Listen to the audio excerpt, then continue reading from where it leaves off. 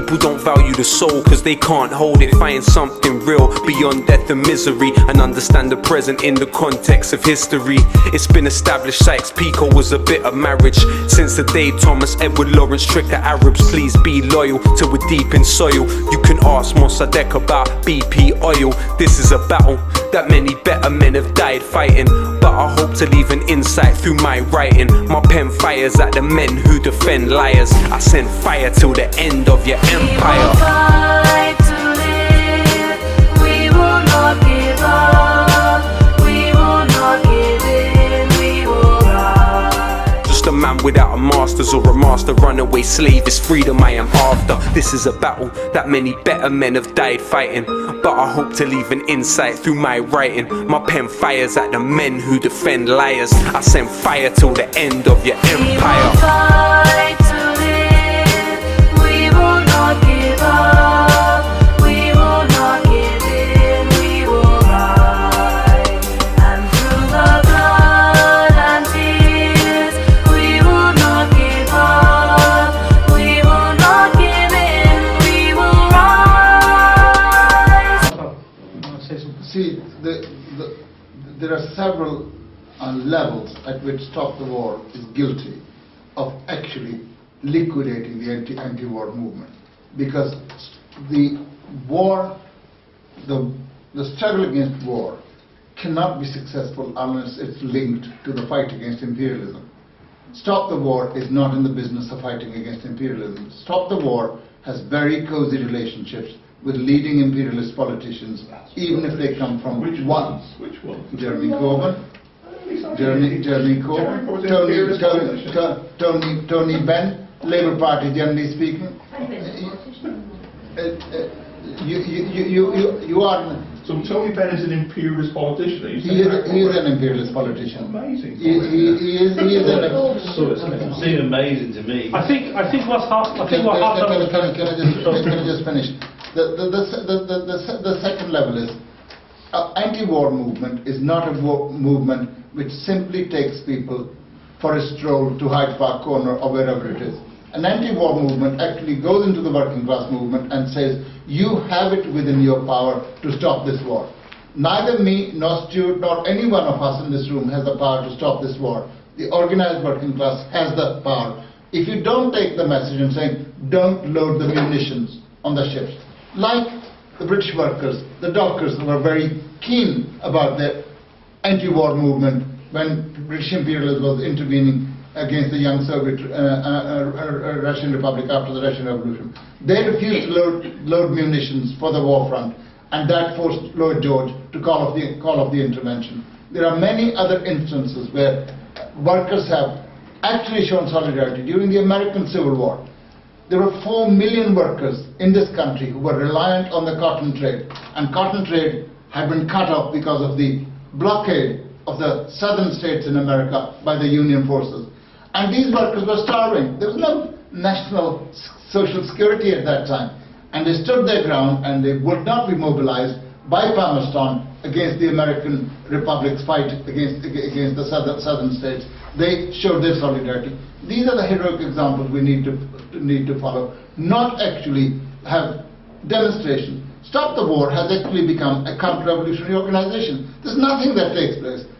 On pensions, they're there. On something else, they're there. On cuts, they're there. They're on everything. The main idea is to mislead everybody. They're not serious about stopping the war. Anybody who's serious about actually exposes imperialism. They do not. In fact, they are advisors to imperialism, say, don't intervene. You'll only make Gaddafi look like an anti-imperialist and strengthen him. That is what we're opposed to. There is not a personal dispute.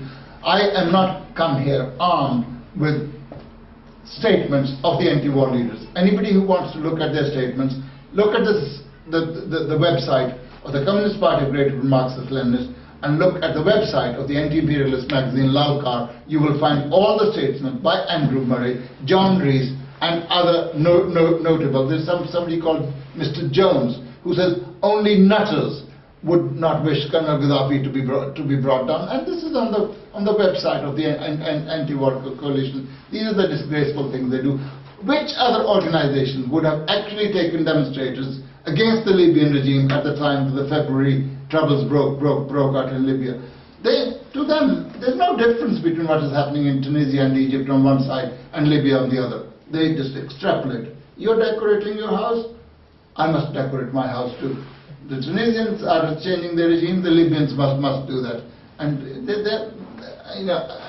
their worst, they're ignoramuses, they act like children. At worst, they are actually servile flunkies of imperialism. That is our position. That's why we oppose them. And because we actually criticize them, they've expelled us from the anti-war movement. This is supposed to be a broad movement. Comrades can criticize each other. Richard is criticizing me, Stuart is criticizing me, I'm criticizing him. But there's no need to expel us from a broad organization. There's no reason for that. They can't take it.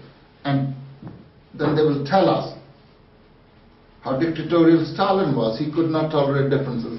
These are worse than Stalin. They don't even have state power, and they're trying to expel us on behalf of British imperialism. It's just nonsensical. I think that's untrue.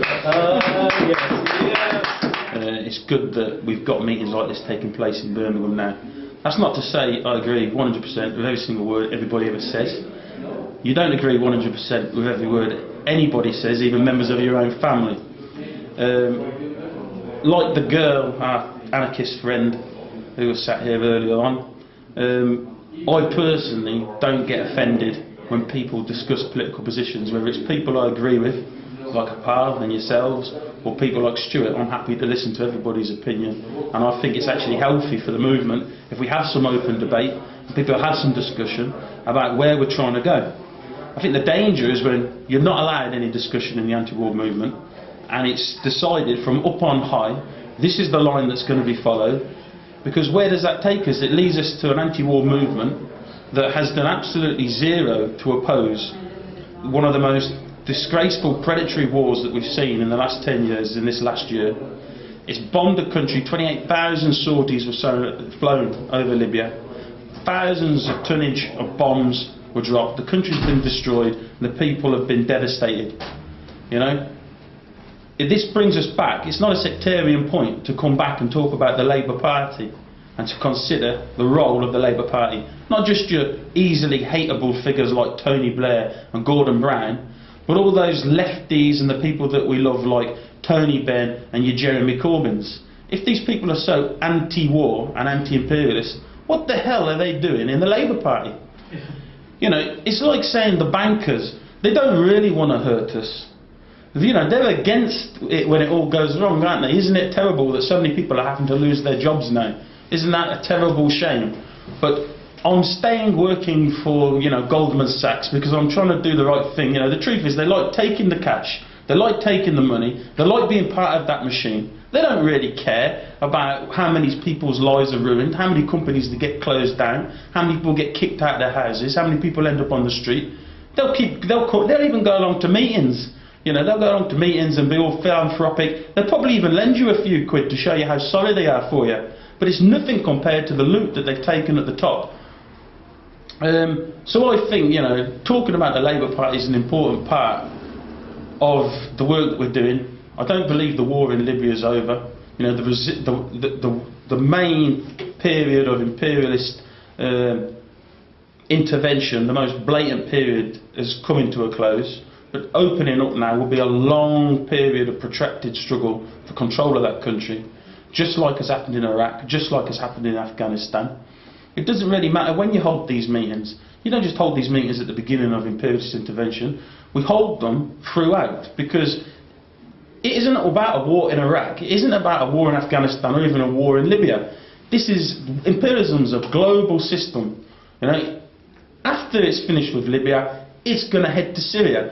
And unless we talk about these things and get our ideas sorted and we understand exactly why imperialism behaves as it does, how it behaves, we can't figure out how we're going to fight it.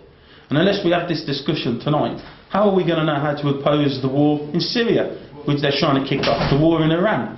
It certainly isn't going to be by everyone trundling along behind Stop the War Coalition again, going another few demonstrations in London, and then inviting some reprobates, CIA agents, scumbags and bloody reactionaries to come and speak at meetings in Birmingham and tell you about how terrible it was they were tortured.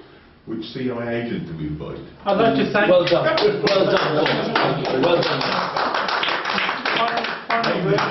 Final word with I'd just like to, because Stuart is outraged. I think many people will be outraged by our reference to Ben and Corbyn as imperialists, because they are obviously the nicest face of imperialism. They are very nice people, and they say all the right things, and they have cups of tea with the likes of Stuart. But you see, it's really. leading figures against the war. No, but let me just say. And they never stop any bloody war. Let me just say very. Review. They don't even organise any meetings against it. Let me just say very briefly.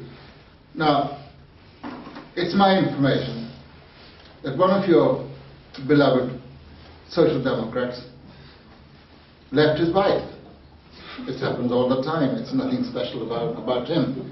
And the reason was very important. The reason was that his wife wanted to send their son to a private school, and he, being a socialist and a member of principle, could not stand that, so he left his wife. I admire the person, because you can really put working class education so high in your calculation that you're prepared to give up your life's partner in the interest of standing for a principle. And I asked the same person, and he never spoken to me since then, what crime does the Labour Party have to commit before you divorce this imperialist organisation? Now, what crime does it have to commit? Stuart is quite outraged that Gaddafi, under Gaddafi's regime, people were tortured. But I never actually hear him with the same passion speak about our democratically elected politicians who are responsible for killing 1.5 million Iraqis a campaign against their killing for 10 years. And 4 million Iraqis displaced. They are the people who actually 300 people have died in police stations in the last 30 years. They have been done to death by our peace-loving bobbies, who actually are portrayed as people there simply to take old ladies across the street or help children go to school, etc. But no, that's not what they do. The fact is, when you hide the crimes of your own ruling class, and you are very keen to pick up the torture that, I'm not saying that there's no torture in Libya. I think no regime in certain conditions could do without torture. It's a question of who is torturing whom. I'd love to torture certain people. You can condemn me as much as if I had the power and I could torture Tony Blair and I could torture George W. Bush, etc. I will not have any worry. After torturing them, I go for a hearty meal and have a good night's sleep without anything on my conscience, to come back the following day and repeat the experience. So don't express moral outrage. We live in a class-divided society. We will only start being human beings when we got rid of imperialism. Until that time, to get rid of all kinds of punishments is nonsensical. I am in favor of defending the oppressed people and the working class people against torture. I'm not in favor of the rights of the exploiters and their agents. Simple as that. By and large, what Gaddafi's regime was doing was okay as far as I'm concerned. I'm more concerned about what our ruling class is doing in our name. And again, when it comes to individuals, when an individual pursues a policy out of the best of motives, it may matter to the individual that his motives are very good, but the objective results of his policy, if they are harmful to the working people and the working masses, cannot be forgiven just because the individual's motives are nice.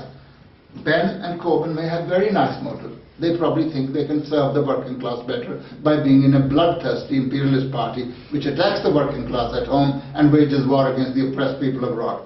That may be their very good motivation, compared with the scoundrels who straightforward do for money. But I put it to you this way.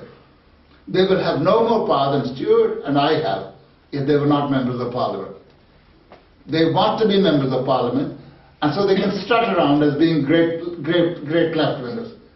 to be a great left-wing requires far more steel and stamina. It means uncompromising struggle against imperialism. That's not what these people are not doing. They're not socialists. They are socialists in words, but imperialists in deeds. They bring kudos to the Labour Party. Labour Party is a degenerate party. Not many idealist young people want to go, except those who are brought in by them, the Trots, the revisionists, who all say it's the party of the working class.